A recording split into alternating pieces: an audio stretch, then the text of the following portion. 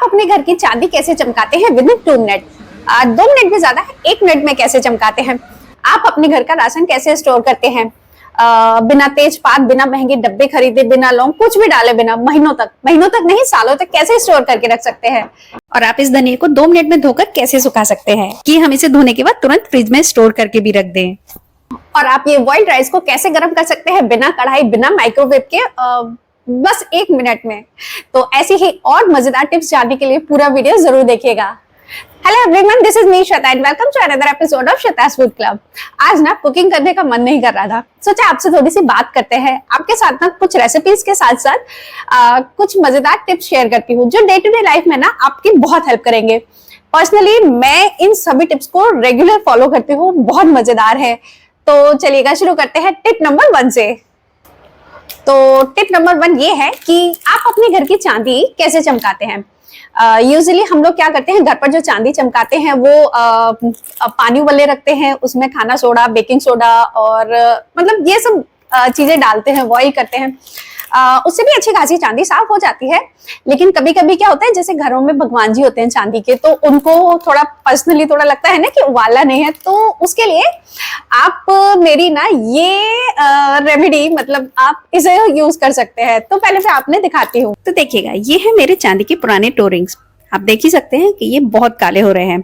अभी तो मेरे पास सिर्फ यही है, क्योंकि चांदी वाले जो मेरे भगवान जी हैं वो मैंने कुछ दिनों पहले ही क्लीन किए हैं। और ये मेरे न्यू रिंग्स हैं, तो मैं ना आपने इसे भी दिखा देती हूँ ताकि ना आपने कंपेयर करने में बहुत आसानी रहेगी। सी डिफरेंस ना आप खुद ही देख रहे हैं ना, दोनों में कितना फर्क है। चलिएगा, अब हम लेते हैं अपना मैजिक सोल्यूशन। तो वो ये है रुपेरी। ये चांदी साफ करने के लिए आता है। मार्केट और ऑनलाइन दोनों में ही बहुत इजीली मिल जाता है। इसे कई तरह से यूज कर सकते हैं। मैंने अभी यहाँ पर इसे थोड़ा सा पानी लिया है और उसमें मैं 4-5 ड्रॉप इसकी ऐड कर रही हूँ।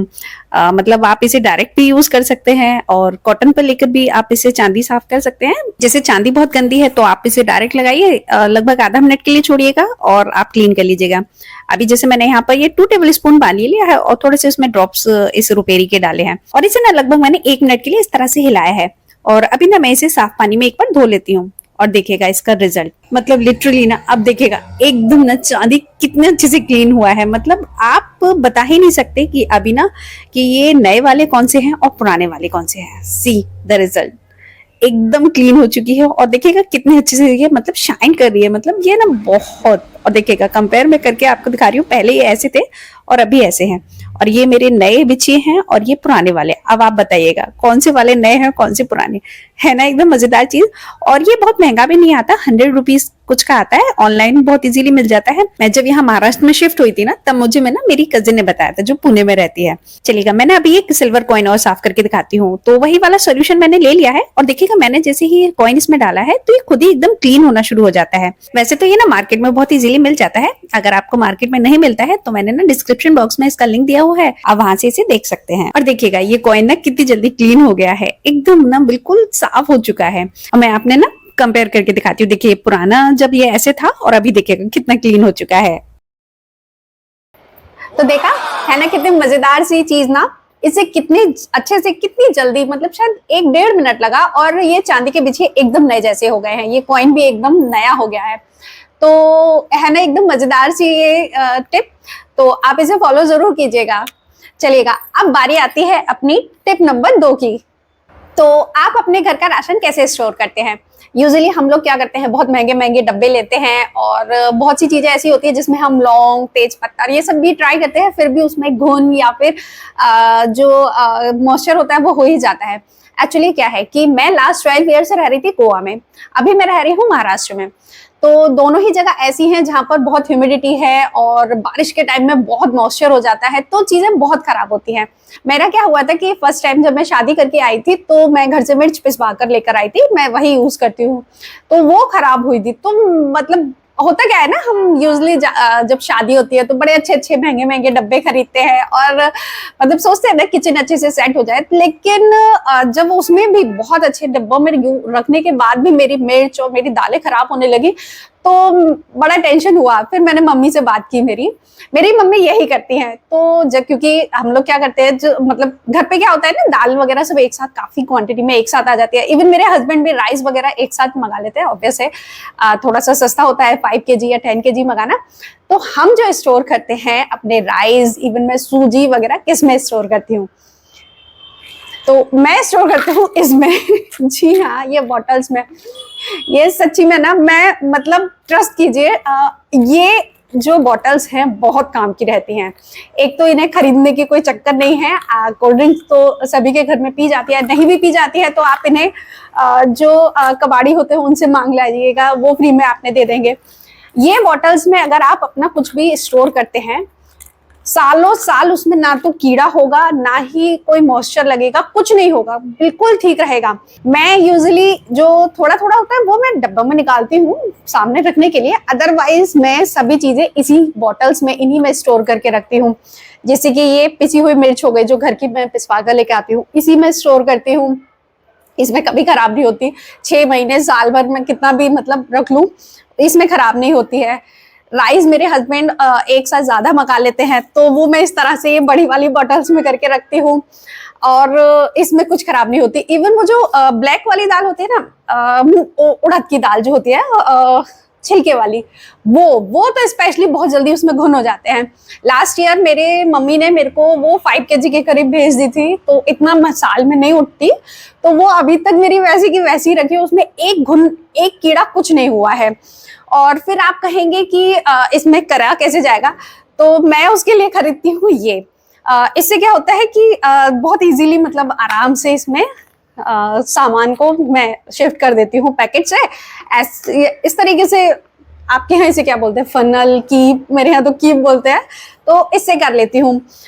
इससे ना चने वगैरह, काले चने, मतलब वो थोड़ा सा इससे प्रॉब्लम हो रहा था, तो मैंने इसे नीचे से इस तरीके से कट कर लिया, तो अभी इसका होल बड़ा हो गया है, तो बहुत इजीली इससे सामान उसमें शिफ्ट हो जाता है। और ट्रस्ट मी, ये जो टिप है ना, ये बहुत मतलब बहुत काम की है। ये उन लोगों के लिए स्पेशली बहुत काम की है जो जैसे बैचलर्स हैं या जो अकेले रहते हैं, और वो एक साथ बहुत सारा सामान लेकर आ जाते हैं। कभी कभी मूड होता है ना, भूत सवार होता है खाना बनाने का, तो एक साथ बहुत सारा राशन ले आए, फिर महीनों तक खाना नहीं बना, तो वो लोग ना इन बॉटल्स में अपना स्टोर कर सकते हैं राशन। आप ये एक बार ट्राई करके देखिएगा। अगर हाँ, और अगर आपने ना इन सभी टिप्स में कोई भी टिप ऐसी लगे ना कि नहीं ये गलत है, तो आप कमेंट में लिख कर जाइएगा। आप मेरे चैनल को अनसब्सक्राइब भी कर सकते हैं, लेकिन आज की ये जो सारी टिप्स है ना, ये trust me day to day life में आपको बहुत हेल्प करेंगी। और अगर आपने ये सभी टिप्स अच्छी लग रही है ना, तो प्लीज मेरे चैनल को लाइक कीजिएगा, शेयर कीजिएगा अपनी फैमिली और फ्रेंड्स के साथ, ठीक है।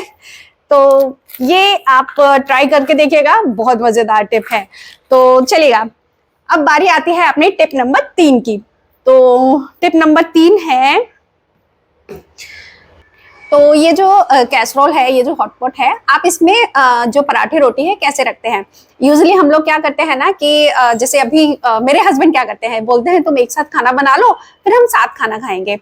तो मैंने लगता है 10-15 मिनट के लिए इसमें क्या मैं रुमाल लगाऊं या फिर कपड़ा जो भी आप लगाते हैं, या फिर फॉइल लगाऊं, तो वो बहुत वेस्ट लगता है, फिर कपड़ा धोना पड़ता है। तो मैं जनरली करती क्या हूँ, मैं लेती हूँ इस तरह का एक स्टैंड, जो कि हर घर में बहुत इजीली मिल जाता है।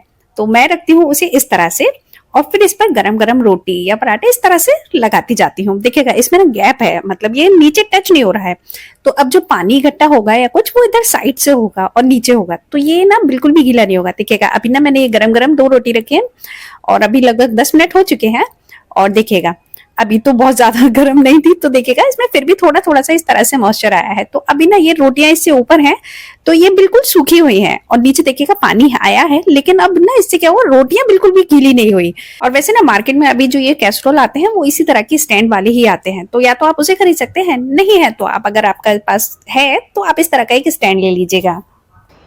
तो देखा है ना कितनी मजेदार सी ये बात ना, ये टिप भी कितनी मजेदार है।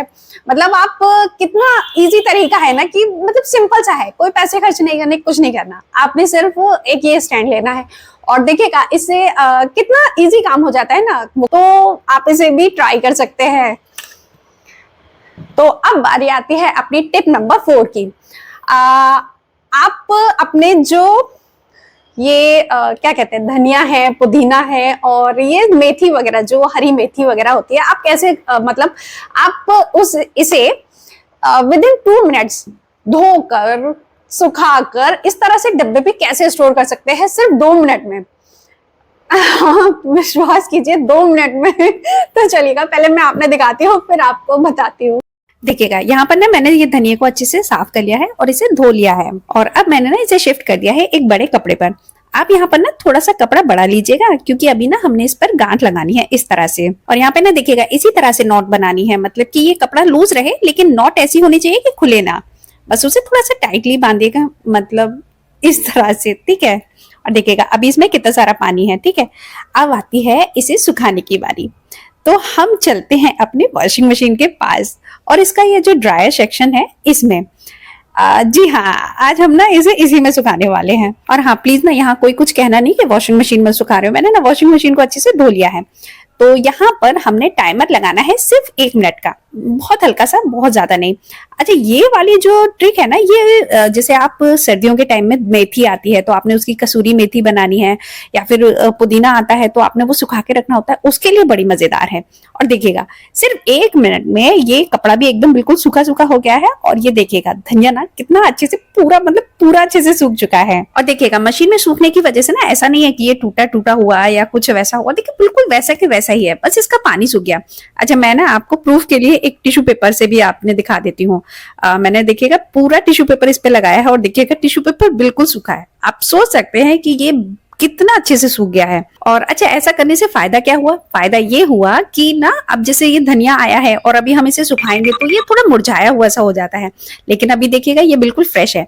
आप इसे एक एयर टाइट कंटेनर में शिफ्ट करिएगा और फ्रिज में रख दीजिएगा तो ये बिल्कुल कई दिनों तक फ्रेश रहेगा, मतलब ना बिल्कुल ये खराब सा नहीं होगा। और अगर आप ना इस तरह का कंटेनर यूज करते हैं ना तो ये कोरिएंडर तो और भी ज्यादा लंबे टाइम तक फ्रेश रहेगा। तो देखा है ना, ये भी मजेदार बात कि कितनी जल्दी ना मैंने इसे धोया, इसे सुखा भी दिया और स्टोर भी करके अब मैं इसे फ्रिज में रखने जा रही हूँ।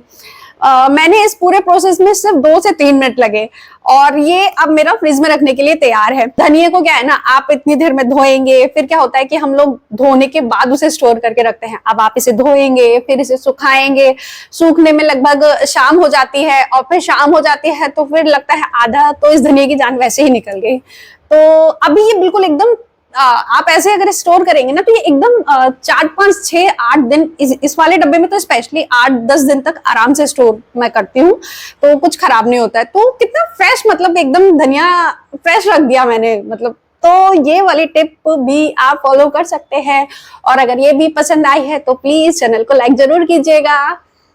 तो चलिएगा, अब बारी आती है अपनी टिप नंबर 5 की। तो टिप नंबर 5 है, अगर आपके जैसे ये थोड़े से राइस है, ये बने हुए राइस है या पोहा होता है, तो आप उसे गर्म कैसे करते हैं? अगर आपके घर पे माइक्रोवेव है तो ठीक है, और अगर जैसे मैं इसे कढ़ाई में करने जाऊंगी अभी गर्म, तो आधा तो लगता है ये कढ़ाई में चिपक जाएगा, ठीक है।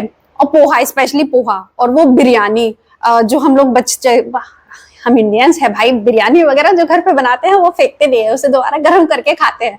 तो वो सब आप अगर दोबारा गर्म करेंगे ना तो क्या होता है, वो आधा तो कढ़ाई में चिपक जाता है अगर माइक्रोवेव नहीं है तो। अच्छा, ये सब चीजें जो राइस हो गए, पोहा हो गया और बिरयानी, ये सब क्या है, माइक्रोवेव में भी अगर जब तक आप वो स्टीम करके वैसे ना रखें तो उसमें भी बहुत अच्छे से गर्म नहीं होगा।